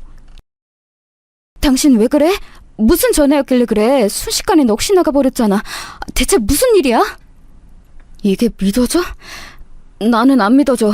이건 꿈이야. 이럴 수는 없어. 우리 집안 막둥이가 세상을 떠났다고? 아이, 그럴 리가 없지. 내가 지금 꿈에서 전화를 받은 거야. 여보, 나 뺨 좀 한 대 세게 때려줘봐. 왜 이렇게 꿈에서 안 깨지지? 남편은 완전히 넋이 나가서는 횡성수술해댔어요. 그런 모습은 처음 보는 것이었죠. 그래서 저는 내용을 순간적으로 흘려들었다가 곱씹어 보고서는 경악했습니다. 심장이 미친 듯이 뛰더군요. 저희 둘 다 제정신이 아니었어요. 아닐 거라면서 계속 머리를 흔들었고 현실을 부정했습니다. 그런데 어느새인가 저희 둘 다 몸을 덜덜 떨면서도 옷을 찾아 입고 휴대폰과 지갑을 챙겨서 주차장으로 달려가고 있었어요. 운전대를 잡은 남편이 자기 뺨을 스스로 3번 내리천 후에 차를 출발했습니다. 병원으로 도착할 때까지 저희는 단 한마디도 나누지 않았고 도착한 곳에서 싸늘한 주검이 되어있는 도련님을 보고 나서야 입을 떼었어요. 말은 아니었고 울음이었죠. 정신이 나간 사람들처럼 오열했습니다. 도련님은 명백하게 스스로 생을 마감한 경우였기 때문에 모두가 믿을 수 없어 했죠. 연로하신 시부모님께서는 그 자리에서 쓰러지셨어요. 가뜩이나 건강 상태가 좋지 않으셨던 시아버지께서는 아예 의식을 잃어서 응급처치를 받으셨고요. 이틀을 못 깨어나셨습니다. 시어머니께서는 극심한 충격으로 잠시 앞이 안 보이셨어요. 그리고 몇 주간 말씀을 아예 못하시는 실어증 증세를 보이셨습니다. 시누이는 잠잠히 울었는데 제 눈에는 그 눈물이 피눈물로 보였습니다. 애써 이성을 유지하려고 안간힘을 쓰는 것 같아 보였어요. 제가 제정신이 아니라서 그때 남편을 살피지 못하고 있었는데 남편이 슬픔의 고통에 몸부림치면서 벽에 머리를 찧어댔고 그걸 본 시누이가 다행히 바로 저지를 했더라고요. 안 그러면 남편이 크게 다칠 뻔했죠. 온 가족이 비통함에 잠겨있을 때 제가 시누이의 손을 잡고 엉엉 울었어요. 남편이 스스로를 해하고 있다는 걸 말려줘서 고마웠고 동생을 잃은 슬픔이 가늠되지 않아서 애처로웠고 제가 마치 제 핏줄이라도 되는 것 마냥 돌보았던 도련님이 한순간에 세상을 떠난 것에 대한 이 미칠 것 같은 허무함을 함께 나누고 싶다는 마음이었죠. 시누이가 제 손을 맞잡으면서 그러더라고요. 우리 막둥이가 입고 있었던 바지 주머니에서 손바닥만한 작은 종이가 나왔는데 올케는 정신없어서 아직 못 봤지? 그건 유서였어. 유서요? 대체 뭐라고 쓰여 있었어요? 유서라니, 이런 엄중한 때에 동서는 왜 아직도 코빼기도 안 비치는 걸까요? 경황이 없어서 동서를 놓치고 있었어요. 세상에, 동서도 같이 봐야 할 텐데요. 아니야, 올케. 우리 막둥이는 뻔뻔한 불륜으로 사람의 영혼을 갈기갈기 찢어놓은 극악무도한 연놈들을 지옥 가게 해달라. 그걸 위해서라면 먼저 지옥에 가 있겠다. 이런 내용의 유서를 남기고 떠났어. 그게 무슨 말씀이세요? 형님, 그러면 동서가 바람을 피웠다는 말인가요? 한꺼번에 너무 많은 일들을 받아들이기는 머리가 터질 것 같았어요. 아직 도련님의 영원한 부재도 제대로 실감이 안 난 상태였기 때문에 동서의 불륜까지 받아들이기란 어려웠지만 저는 시누이의 표정을 보며 입을 다물어 버렸습니다. 시누이는 지금까지 제가 본 적 없던 마치 세상의 모든 얼음을 모아서 조각으로 빚은 것 같은 싸늘한 얼굴을 하고 있었어요. 제가 정신없이 슬퍼하는 와중에 시누이는 유서를 곱씹으며 이미 판단을 마쳤고 결단까지 내린 후였던 거예요. 나는 이제 안 울 거야. 우리 막둥이의 원한을 갚지도 못했는데 우는 것은 나 스스로가 용납이 안 돼. 올케가 살싱성인하며 우리 막둥이를 잘 돌봐줬었으니 이제는 친누나인 나의 차례야. 내가 우리 막둥이의 마지막 가는 길을 돌봐줄 거야. 한 줌의 미련도 남지 않도록 처절하게 그 연놈들을 내가 밟아주겠어. 형님, 솔직히 말씀드리면 제가 아직 상황 파악이 안 되었지만 그럼에도 함께하고 싶어요. 저도 끼워주세요. 감히 기와디 귀한 목숨을 저버리게 만든 그 염놈들이라는 짐승들, 저도 같이 처단하고 싶어요. 저는 눈물을 닦으며 어느새 이를 갈고 있었습니다. 도련님이 억울하게 비통한 심정으로 세상을 등졌다는 것을 알게 된 이상 간악하게 뒤통수를 친 동서는 물론이고 그 상간남이라는 작자까지 끝장을 내고 싶어졌어요. 동서는 끝내 연락 두절 상태로 도련님의 장례식장에 나타나지 않았습니다. 아주 미친 또라이였죠. 동서가 모습을 드러내지 않자 모두가 의아하게 생각했어요. 그리고 도련님의 유서가 정식으로 공개가 되었을 때 모두가 분노하였습니다. 당장에 그 년놈들을 없애버려야 한다며 다들 난리였죠. 그럴 때 신우이는 평정을 찾으며 하나씩 접근해야 한다는 것을 강조했습니다. 그 말대로였어요. 일단 동서 쪽을 확인해야 움직이든 말든 할 수 있었으니까요. 저와 신우이는 모든 일상을 뒤로 한 채 그 일에 매달리기로 하였습니다. 남편의 전폭적인 지지가 있었죠. 도련님이 세상을 등진 것은 자택의 안방이었습니다.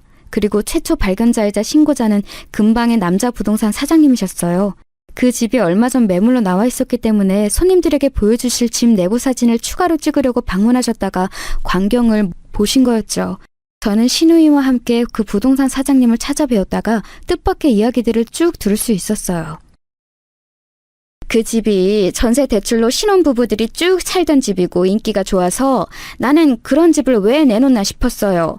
2년 만기가 다가오고 있어서 집을 내놓는다고 하기에는 뭔가 석연치 않은 점이 있었죠. 일단 여자분이 집을 내놓는다고 저를 처음에 찾아오셔서 제가 집 내부를 보러 갔었는데 그러면서 마주친 남자분이 아주 금시초문이라는 반응을 보이셨거든요. 그러면 동서가 독단으로 집을 내놓았다는 건가요? 아니, 이런 황당한 경우를 다 보았나. 어이가 없어서 반문한 저에게 부동산 사장님께서는 당신이 보고 들은 바를 알려주셨습니다. 동네에 터줏대감이신 만큼 여러 가지 정보들을 수집하신 모양이었죠. 동서가 상강남을 집으로 끌어들여서 대범하게 부부 침대에서 놀아놨고 그 광경을 도련님이 보셔서 부부싸움이 크게 나는 바람에 이웃집에서 그 상황을 알았었다네요. 그리고 도련님은 늦은 저녁이나 주말에 혼자 동네 카페에서 한참 노트에 필기를 하는 습관이 있어서 지나가다가 부동산 사장님께서 여러 번 그 모습을 보셨다고 했어요. 저와 신우이는 그 말을 듣고 도련님의 모든 노트들을 살펴보았습니다. 그리고 일기장을 발견할 수 있었죠. 도련님은 꼬박 일기를 써왔던 것이었어요. 천천히 읽어가면서 저와 신우이는 가슴이 미어졌습니다. 도련님은 동서에게 무릎을 꿇고 빈 적도 있었으며 대체 자기가 뭘 잘못했냐가 물었다가 네가 부족해서 내가 바람을 피우는 것이라는 동서의 답을 듣고 절망한 적도 있었습니다. 도련님은 기질적으로 섬세한 사람인데 그런 사람이 동서 같은 후한 무치를 감당하기는 어려웠을 거예요. 배신을 당한 충격, 모든 탓이 자기에게로 돌려지는 것에 대한 좌절감, 다른 가족들에게 이런 사실을 알리면 자기에게 다들 실망이라도 할까봐 염려되는 두려움, 이런 것들이 서서히 매일 도련님을 압박했을 겁니다. 도련님의 이런 약한 면모를 알아차린 후로 아마 동서는 더욱 막 나갔을 테지요. 집까지 도련님과 상의 없이 내놨을 정도였으니 알만했습니다. 저와 신우이는 동서가 다니는 사무실 앞에 죽치고 있던 끝에 동서를 만날 수 있었어요. 네가 우리 막둥이의 뒤통수를 치고 죽음으로 내몰아? 너는 이제 내 손에 죽었어! 형님, 일단 진정하시고 얘기를 들어봐야죠. 이봐, 동서. 도련님 장례식장에 왜 안 왔어? 경찰 조사까지 받았으면서 장례식장에는 왜 안 온 건데? 그 정도로 찔리는 구석이 있는 거야? 대답해! 너무 미안해서 갈 수가 없었어요. 제가 나타나면 마지막 가는 길이 편안하지 못할까봐 차마 제가 갈 수가 없었습니다. 죄송해요. 많이 반성하고 있으니 두 분도 저를 용서해 주셨으면 좋겠네요. 동서는 눈물도 안 흘리는 주제에 손으로 눈가를 훔쳤습니다. 그 가증스러움에 어처구니가 없었죠. 이런 일면만 봐도 결코 만만치 않은 여자였는데 도련님 같은 사람이 하필 이런 여자하고 결혼을 했던 것이라니 그야말로 비극이라 쉽게 믿어지지가 않았어요. 신우이가 주먹을 불끈 쥐었습니다. 너 진짜 개소리 한번 잘하는구나. 용서? 사람이 죽었는데 용서를 그렇게 쉽게 입에 올려? 네가 멀쩡한 배우자를 두고 바람 피우는 정신병자만 아니었어도 우리 막둥이는 지금 살아있었어! 글쎄요. 배우자가 바람 피운다고 해서 그걸로 죽어버리는 쪽이 진짜 정신병자 아닐까요? 그리고 제가 반성하고 있다는데 왜 자꾸 그렇게 죽일 듯이 째려보세요? 기분이 좀 나쁘네요. 저 들어가 볼 테니까 이제 여기 찾아오지 마세요. 남의 일터에 또 찾아오시면 신고할 거예요. 와, 이런 맹랑한 미친 작자도 또 없었습니다. 기가 막히더라고요. 정말 소름이 끼쳤던 게 저와 신우이를 번갈아 쳐다보며 느긋하게 말하는 그 모습에서 초조함이나 죄책감 같은 감정이 전혀 안 보였다는 사실이에요. 너무나도 그저 태어날 따름이었죠. 마치 옆집에서 키우던 개가 죽은 걸 알아서 슬프다고 말하는 사람처럼 보였어요. 자기 남편을 잃은 여자로서는 결코 안 보였습니다. 동서의 가면 안에 진짜 얼굴을 알게 된 저와 신우이는 상간남을 찾아 나섰어요.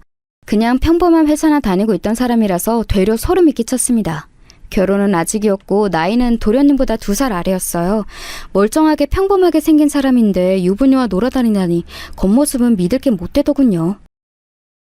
왜 남의 회사까지 찾아오신 거죠? 또 오시면 신고하겠습니다. 결혼한 여자하고는 왜 놀아놨어요? 그로 인해서 그 여자의 남편이 받을 고통은 고려가 안 되던가요? 그쪽만 아니었으면 내 동생은 아직 살아있었을 거예요. 아니, 그러길래 정신머리가 그렇게 나약하랍니까? 남자 망신 다 시키면서 그렇게 약해 빠진 사람은 차라리 이참에 잘 죽었어요. 어차피 계속 살아봤자 고통이었겠죠. 그렇게 유약한 사람은 빨리빨리 사회에서 꺼져주는 게 이득이에요. 그 순간 신우이가 분노의 주먹을 휘두르려고 했고 제가 간신히 말렸습니다. 왜냐하면 상간남에 의기양양한 미소를 짓고 있었기 때문이에요. 만약에 신우이에게 맞았다면 그 상간남은 당장 그걸 신고했을 테지요. 치사하고 비열한 미소를 보면 그럴 심산이었다는 걸 알 수 있었습니다. 2보 전진을 위한 1보 후퇴를 했어요. 뻔뻔하고 인성이 썩은 연놈들이라는 것을 직접 확인했으니 이제 진짜로 작전 개시를 해볼 차례였습니다. 컴퓨터에 아주 능통한 저희 딸이 대활약을 펼쳤죠. 동서는 비록 양친이 없었으나 형제들은 있었어요. 동서는 자기 오빠들과 여동생이 해외에 살기 때문에 아무 문제 없을 거라고 여겼겠지만 그건 오산이었습니다. 인터넷이 안 가는 곳은 없었으니까요. 저희 딸은 그들의 개인 메일로 동서의 불륜 이야기를 싹 다 전송했으며 그들의 자녀들, 즉 동서의 친조카들이 다니는 학교의 사이트 게시판은 물론이고 교직원 개인 메일에 싹 다 뿌렸습니다. 국내였으면 벌써부터 벌금형이니 뭐니 시끄러웠을 텐데 해외라서 오히려 좋더라고요. 아, 물론 국내라 할지라도 겁낼 저희가 아니었습니다. 우리 딸이 또 한 건 했다면서? 그 상간남 자식이 인터넷에 남긴 흔적을 따라가다가 결혼하기로 한 여자가 따로 있다는 사실을 알아냈다며. 망설일 거 없이 그 자식의 회사, 가족, 친구, 결혼하기로 한 여자는 물론이고 그 집안에까지 싹 다 불륜 이야기 뿌려버려. 벌금형을 처맞든 옥살이를 하든 상관없어. 다 감당할 각오 되어 있으니까 저질러버려. 알았어 여보. 사실 안 그래도 그럴 참이었어. 남의 눈에 피눈물 나게 만들었으면 장본인들도 그럴 각오 정도는 되어 있었겠지? 저희는 정말 눈에 뵈는 게 없었어요. 간악한 연놈들의 역겨운 불륜 이야기 뿌릴 수 있는 곳에는 알차게 다 뿌렸습니다. 동서가 먼저 거품 물고 발작하면서 연락을 해왔죠. 정말 무서운 사람들이시네. 사람 인생을 아주 망치려고 작정하셨어요? 저는 그냥 무료한 결혼 생활에 염증이 나서 바람 좀 쐬었을 뿐이에요. 그것 가지고 멋대로 죽어버린 남편 때문에 저는 피해를 보는 아내 입장이라고요. 피해를 보다니? 이미 죽은 엄연한 피해자가 존재하는데 어떻게 스스로를 피해본 입장이라고 말을 할 수가 있어? 그리고 그만큼 뻔뻔한 불륜을 저질렀을 때는 이만한 보복을 당할 각오 정도는 했어야 됐던 거 아니야? 이렇게 당할 줄은 몰랐죠. 그 남자 닮아서 전부 유약하고 착해 빠진 사람들만 집안에 있다고 착각했으니까요. 제가 잘못했고 진심으로 반성하고 있으니까 이제 제발 그만하세요. 저 괴롭히신다고 해서 죽은 사람이 살아 돌아오는 것도 아니잖아요. 맞아. 죽으면 끝이지. 안 돌아와. 그래서 용서가 안 되는 거야. 만약 죽음으로 죗값을 치르겠다고 하면 그때는 내가 용서해줄게. 제가 공허하게 웃으며 대답하자 동서가 무섭고 소름 끼치다는 듯 진저리를 쳤습니다. 상간남 쪽은 금세 항복 선언을 해오면서 눈물 콧물 바람이었어요. 신우이 앞에서 손이 발이 되도록 빌더군요. 진심으로 죄송합니다. 잘못했습니다. 저 결혼 약속했던 여자친구에게 차이고 지금 주변에서 오만 손가락질 받고 있습니다. 지금 다니는 곳도 반강제로 퇴사할 위기예요. 이제 그만둬 주세요. 제가 즉시 고소 절차 밟으려다가 보통 악에 바친 게 아닌 것 같아서 두려운 마음에 그러지 않고 먼저 읍소부터 하는 겁니다. 제발 여기까지만 해주세요. 벌써 두 손 두 발 닫은 거예요? 아니, 뭔 남자가 이렇게 나약해? 남자 망신시킬 바에는 차라리 그만 사시는 게 어떤가 싶네요. 그리고 맨입으로 그만두라고 하는 거 너무 염치 없지 않아요? 진심은 원래 돈으로 말하는 법이래요. 진심이 담긴 만큼 지불하신다면 그만둬 줄 수도 있어요. 신우이가 상간남에게 똑같이 비웃음을 돌려주었고 의기양양하게 돈까지 요구했습니다. 상난감은 울며 겨자 먹기로 자기 가족들의 원조를 받아서 현금 2천만 원을 마련했죠. 저희는 그 돈 받았습니다. 그 돈은 시부모님을 부양하는 데 들어갈 용도로 바로 굳혀졌네요. 만약 이 상황에서 도련님의 의견을 낼 수 있다면 그렇게 원했을 거라고 신우이와 남편이 똑같이 생각하더라고요. 상간남이 따로 있었던 자기 여자친구에게 버림받은 걸 알았을 때부터 신우이와 저는 예상한 바가 있었어요. 그리고 그 예상이 이루어질 거라고 믿고 마치 이제 그만할 것처럼 돈을 받은 것이었고요. 몇 주 뒤 예상은 정말로 이루어졌어요. 그건 바로 동서와 상간남의 결합이었습니다. 자기들이 쓰레기라는 게 탄로났는데 이제 와서 누구를 또 만나겠나요? 서로밖에 없었던 거예요. 진심으로 반성을 한다고 했던 동서는 아주 보란듯이 자기 카톡 프로필에다가 진짜 인연이라고 적어놓고 상간남과 함께 찍은 뒷모습 사진까지 올려놨더군요. 역시 반성 따위는 없었던 거예요. 둘이 결혼 준비를 시작하는 것 같은 낌새가 있길래 그때가 되어서야 상간남에게 동서에 관한 것들을 전해주었습니다. 생각해보니까 2천만 원밖에 안 되긴 해도 어쨌든 성의를 보여주셨잖아요. 진짜 속으로 반성을 하셨다고 생각이 되어서요. 저희 측에서도 보답을 좀 해드려야겠다 싶더라고요. 짧지만 제 동서였던 그 여자가 제 도련님에게 보냈던 카톡 메시지들 모아놓은 건데요. 심심하실 때 보시라고 드려요. 이건 완전히 주인이 자기 하인 혼내듯이 구는 태도잖아요. 이게 어떻게 자기 남편을 대하는 아내의 태도예요?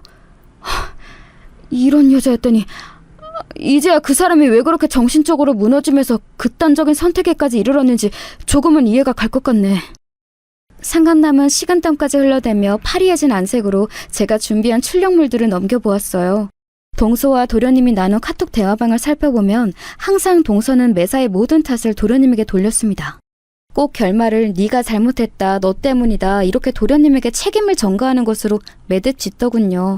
도련님은 거의 인이 박힌 듯 미안하다고 사과를 해댔고요. 도련님을 정신적으로 못살게 구는 것을 반백해온 동서는 뻔뻔하게 그지없는 불륜을 선사하기까지 해서 도련님을 완전히 무너뜨린 겁니다. 천하의 나쁜 년이었죠. 그렇기에 저는 제 사촌 동생의 도움을 받아서 그 카톡을 일부 편집하여 재배치하는 조작을 해낸 것에 일만의 가책도 느끼지 않았네요. 언니가 나 어렸을 때 다 키워주고 돌봐줬는데 내가 이런 재주라도 있어서 언니에게 보답하는 것 같아서 다행이야. 언니가 친자식처럼 아껴본 분을 잃었는데 나도 당연히 그 슬픔에 동조하는 게 마땅하지. 고마워. 네 덕분에 아주 일이 잘 풀렸어. 그 내용을 본 상간남 자식이 완전히 혼이 빠져서는 아예 삶의 의욕마저 상실한 얼굴이 되더라. 자매라는 꼴을 보니 약간이나마 속이 후련했어. 상간남은 말 그대로 주랭랑을 쳤어요. 동서의 실체가 무서웠던 것인지 모든 걸 다 저버린 채 아예 잠적을 해버렸습니다. 멀리 떠나간 것이었죠. 동서는 순식간에 낙동강 오리알 신세가 되었어요. 그리고 서서히 진짜 고립이 시작되었지요. 가족도 친구도 직장도 동서는 다 잃고 철저히 혼자가 되어갔습니다. 새로운 일감을 구해 일이라도 시작하려고 하면 저희가 귀신같이 바로 알아내고서는 거기에 바로 동서의 불륜 이야기, 그 간악한 인성에 대해 전파를 하였어요. 동서는 몸 하나 붙일 곳이 없었는지 해외 출국을 알아보았습니다. 자기 형제들에게 가려는 모양이었어요. 하지만 무산되었죠. 왜냐하면 이미 동서의 불륜 이야기로 인해서 그쪽은 다 피해를 볼 대로 본 상황이었으니까요. 어느 날 동서가 잔뜩 술에 취한 채로 연락을 해왔어요. 마침 신우이와 함께 있던 참이라 그 목소리를 함께 들었죠. 내가 그렇게 잘못했던 거야? 내가 저지른 게 그렇게나 큰 잘못이었어? 내가 이토록 고통스러운 대가를 받은 건 말이 안 돼. 이건 지나쳤어. 내가 다 쓸어버릴 거야. 엄청 마셨나 본데 운전대만 잡지 마. 아, 어차피 그렇게 인생을 걸 배짱 따위는 없으니까 괜찮겠구나. 너는 그저 입만 산 허세쟁일 뿐이야. 신우이가 즉석에서 도박을 해댔고 원래 같았으면 그 정도의 즉흥적인 도발은 안 먹혔을 텐데 동서가 그때 많이 취해 있긴 했나 봐요. 판단력이 흐려졌던 것인지 욱해서 한참 욕을 하고 전화를 끊더니 정말로 음주운전을 했습니다. 공공기물을 들이박는 바람에 걸렸고요. 막대한 배상을 하게 되었고 면허는 당연히 취소가 되었으며 심지어는 짧게나마 감옥까지 갔어요. 이쯤이면 그래도 아주 답답하고 원통하지만은 않을 것이라고 도련님이 하늘나라에서 그렇게 여겨주기를 바랐습니다. 도련님의 기일이 돌아오고 나서야 신우이는 원없이 펑펑 울더라고요. 다른 가족들은 모두 억지로나마 미소를 지어 보였습니다. 웃는 모습들을 보여줘야 도련님이 좋아할 것 같다는 게 공통된 생각이었죠. 저는 아직도 도련님의 그 감춰진 우울을 끝까지 책임지지 못한 제 자신을 싫어하고 있어요. 막을 수 있던 죽음이었다는 생각이 들 때마다 미칠 것만 같았죠. 그러나 앞을 보며 씩씩하게 살아가는 쪽이 도련님이 진정 원하는 방향일 거라는 확신이 있기 때문에 애써 가슴 아픈 상념을 떨쳐가며 하루하루를 열심히 살아가고 있습니다.